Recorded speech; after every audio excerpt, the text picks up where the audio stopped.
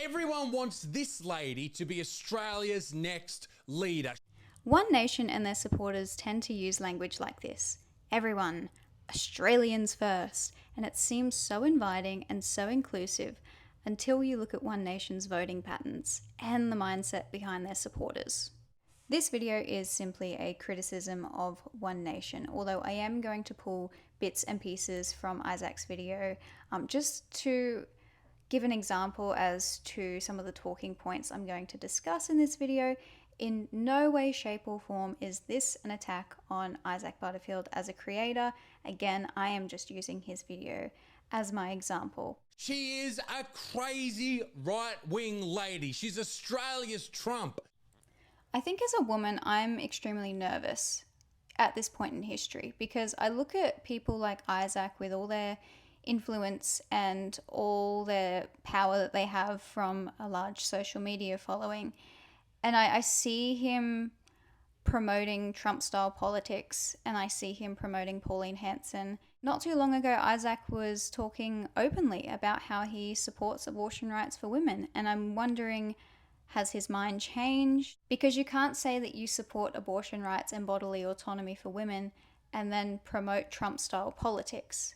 The two conflict themselves.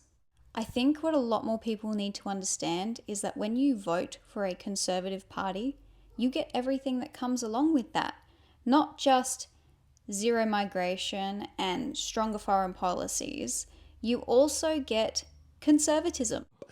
But maybe that's what we need right now. I just wouldn't say that we need Australia's Trump. I mean, if you take one look at America right now, ICE, mass unemployment, women losing their bodily autonomy, we've already got a really bad situation with culture wars and a housing crisis and climate change going on here in Australia. Do we really need to throw a fascist dictator into that?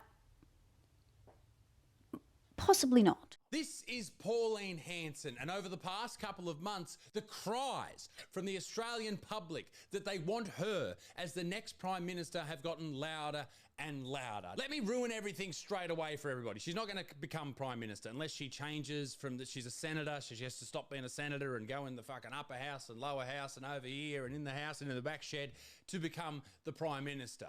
But her party, One Nation, people love it.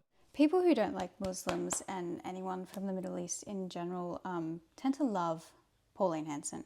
People love their values and love everything that they're about.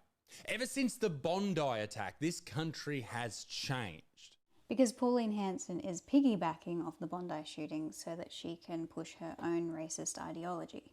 It really has changed. Pauline hasn't changed, okay? One Nation, her party, they haven't changed. This is ridiculous. We need to change things. And that's what Pauline's doing. What exactly has Pauline changed? She's using social media for a lot of gain here. She's doing amazing at that. She's posting viral clips. She's doing what Trump did. Isaac keeps on comparing Pauline Hanson to Donald Trump like it's a good thing.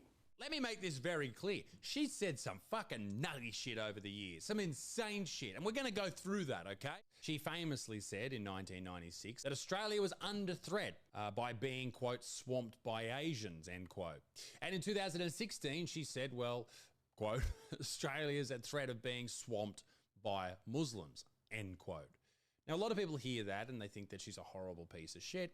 And I think Pauline, I honestly think that the way she speaks, like, it gets through to some people, but it puts most people off. I think if she reworded some of these things, then maybe people would listen to her, or at the very least take on board what she has to say. I think if she reworded her racist statements, they would still be racist.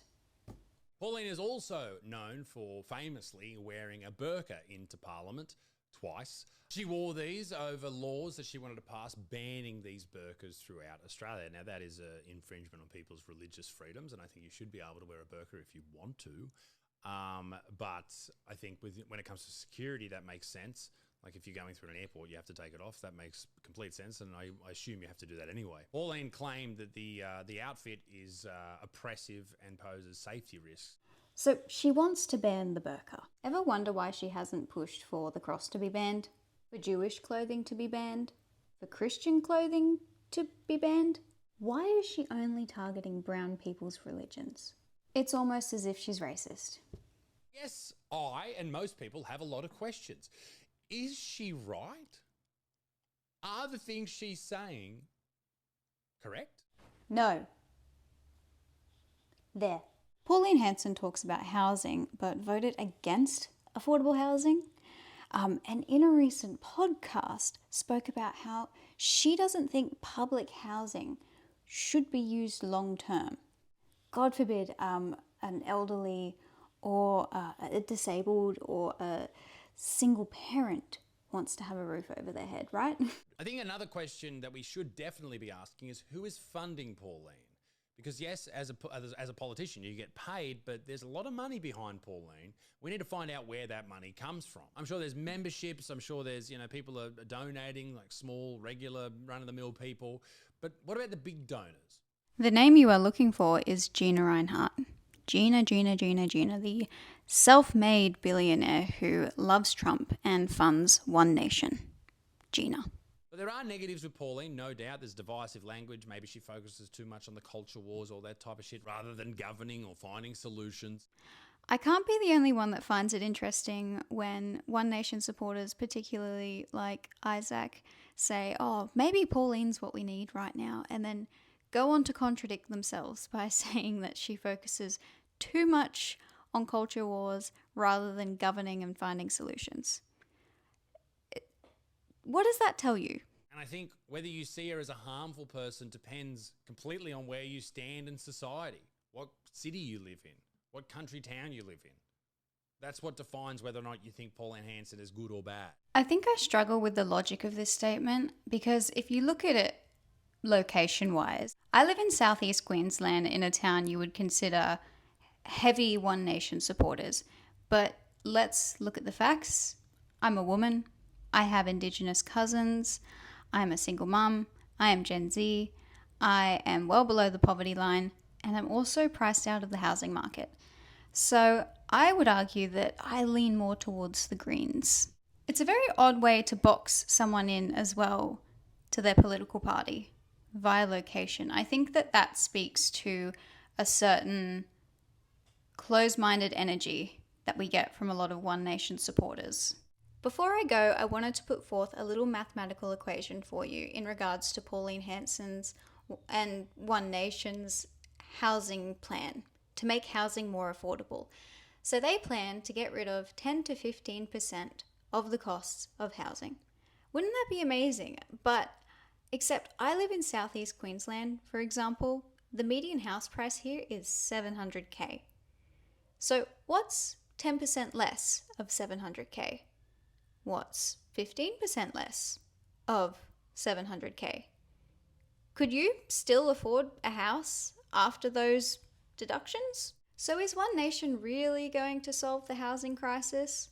Anyway, I need to get to bed because I've just taken my sleeping tablet for the night and I am feeling, so I'll see you in the next one. Thank you for watching. Have a great night. Bye.